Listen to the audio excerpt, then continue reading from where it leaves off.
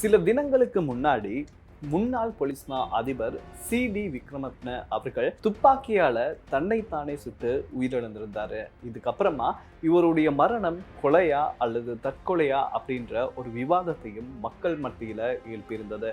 இந்த நிலையில பாத்தீங்கன்னா இன்னைக்கு ஒரு செய்தி வெளியாகி இருக்கு. அதாவது போலீஸ் கான்ஸ்டபிள் ஒருத்தர் தன்னுடைய சேவை துப்பாக்கியின் மூலமாக தன்னைத்தானே சுட்டு உயிரை மாய்த்திருக்காரு. இலங்கையின் முதற்தர சுற்றுலா தலம் ரீச்சாவின் மாபெரும் உணவு திருவிழா ஆகஸ்ட் மாதம் 7, 8, 9 மற்றும் 10ஆம் தேதிகளில் மாலை 6 மணி முதல் 10 மணி வரை இன்றே டிக்கெட்டுகளை பெற்றுக் கொள்ளுங்கள். இந்த சம்பவம் பாணந்துறை பகுதியில தான் நடந்திருக்கு. பாணந்துறை வலான ஊழல் ஒழிப்பு பிரிவுல பணியாற்றி வந்த போலீஸ் கான்ஸ்டபிள் ஒருத்தர் தான் இப்படியான தவறான முடிவெடுத்து தன்னுடைய உயிரை மாய்த்து கொண்டிருக்காரு.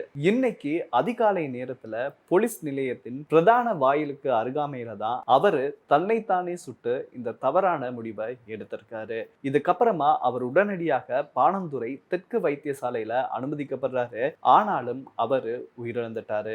இதே நேரத்துல பாத்தீங்கன்னா இவரு பேராதனை பகுதியை சேர்ந்த 28 வயது நபர் அப்படின்றதும் அவரது சேவைக்காக அவருக்கு வழங்கப்பட்ட T-56 ரக துப்பாக்கியின் மூலமாக தான் அவரு தன்னை தானே சுட்டுக்கிட்டதாகவும் தகவல்கள் வெளியாகி இருக்கு.